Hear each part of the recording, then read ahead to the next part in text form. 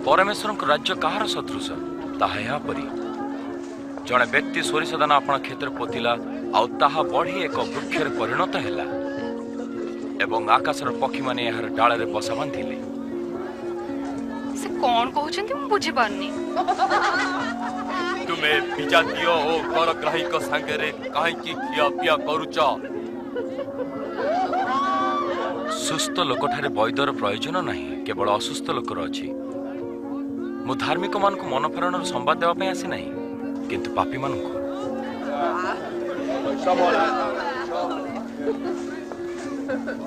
आमको को ईश्वर का राज्य विषय जदि आउ किछ थाए हे सानपल भय कर नहीं कारण सही राज्य देवा निमंते पितांकर संतोष तुम मानकर सब किछि बिक्री करी गरीब मान को ता बांटी दियो।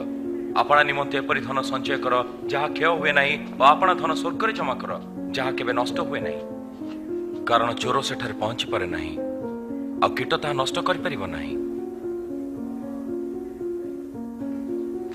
कारण जोठा तुम मनकर धन थाए सेठा तुम मन थाए।